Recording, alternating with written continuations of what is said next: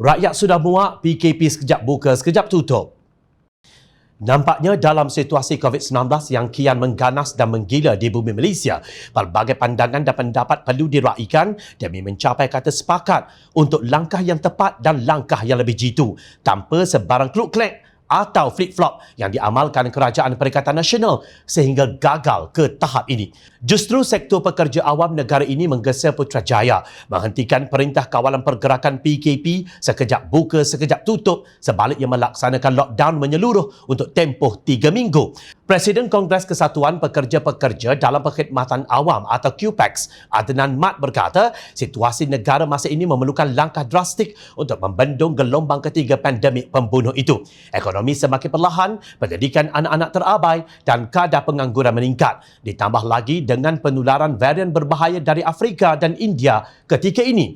PKP penuh diyakini dapat memastikan negara kembali di landasan terbaik, katanya dalam satu kenyataan. Justru beliau mencadangkan pelaksanaan PKP ala 18 Mac tahun lalu di mana hanya perkhidmatan penting dibenarkan beroperasi manakala selebihnya ditutup dan pergerakan orang ramai dikekang ketat. Adnan berkata, pelaksanaan PKP menyeluruh itu mungkin nampak terseksa tetapi yakin ia berkesan untuk melandaikan lengkuk jangkitan COVID gelombang ketiga yang berlaku sekarang ini.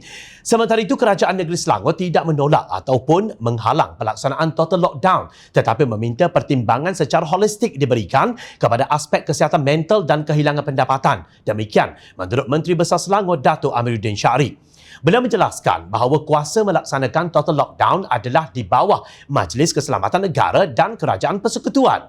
Katanya nyawa rakyat Malaysia khususnya di Selangor menjadi keutamaan, namun harus ada sifat empati dan memikirkan kesan terhadap kehidupan, hilang pendapatan termasuk kesan kepada kesihatan mental. Bahkan katanya tanggungjawab kerajaan untuk mencapai keseimbangan, memutuskan rantaian penularan dan memastikan kebajikan kepada mereka yang memerlukan. Bagaimanapun beliau berkata kenyataan Pengerusi Pasukan Khas COVID-19 Selangor, Datuk Seri Dr. Zulkifli Ahmad dan Esko Kesihatan, Dr. Siti Mariah Mahmud semalam menjelaskan bahawa PKP penuh perlu diikuti dengan langkah-langkah susulan yang berkesan, iaitu vaksinasi yang menyeluruh, proses saringan yang lebih luas dan pantas. Sebab itu saya sebutkan, semalam saya sebutkan, saya kira yang Muhammad Dr. Maria tadi sebutkan, yang Muhammad Dr. Zul tadi sebutkan, yang disimplified kodong-kodong kita reject the lockdown. Isunya is not reject. We have to see overall. Kita kena lihat tujuannya apa. Kalau tujuannya adalah untuk stop the outbreak, kita kena perbanyakkan test. Kalau tidak, dia akan merebak di rumah.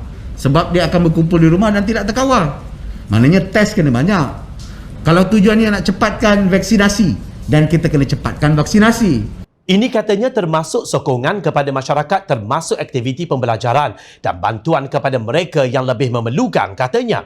Terdahulu Dr. Maria berkata mekanisme dan strategi bagi pelaksanaan PKP perlu ditambah baik bagi memastikan ia mencapai objektif yang dikehendaki. Namun begitu, pendapat ini juga perlu kita raikan bersama. The American Malaysian Chamber of Commerce atau AmCham telah menyuarakan penentangannya terhadap bentuk Perintah Kawalan Pergerakan MCO yang lebih ketat seperti ketika Sekatan Pergerakan atau MCO 1.0 pertama kali dilaksanakan di seluruh negara pada bulan Mac tahun lalu. Dalam satu kenyataan, Ketua Pegawai Eksekutif CEO AmCham Siobhan Das mengatakan bahawa pendekatan seperti itu tidak mengambil kira pelajaran dan infrastruktur yang dilaksanakan sejak tahun lalu dan akan memberi kesan negatif langsung terhadap ekonomi tempatan yang sudah dilanda masalah. Ini akan memberi kesan jangka panjang dan jauh bagi perniagaan di negara ini dan peranan mereka dalam rantaian bekalan global, kata Das.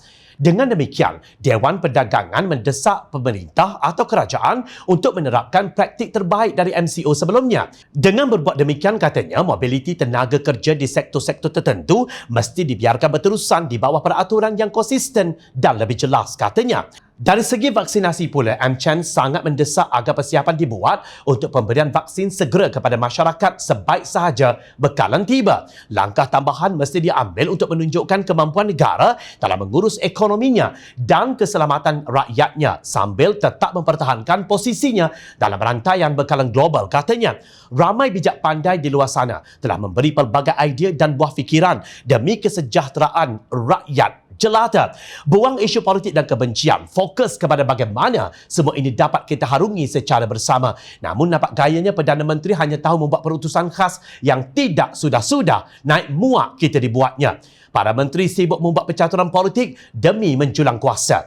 Hanya tahu makan gaji buta dan bersembunyi di dalam gua bertapa memuja bulan yang entah bila jatuh ke riba. Rakyat membayar gaji anda untuk semua ini. Tetapi sudah 14 bulan anda mentadbir negara. Sudah lebih setahun kami dalam PKP yang penuh warna-warni. PKP pelbagai istilah yang anda beri. Hasilnya hanya episod derita dan babak drama bersiri serta darurat yang menggelikan hati. Kepada kerajaan tebuk atap yang sebelum ini beria-ia, kononnya mahu mentadbir negara dan menyelamatkan Malaysia, buatlah sesuatu yang lebih tegas dan memberikan impak yang lebih besar. Sekali, tetapi cukup untuk merubah segalanya.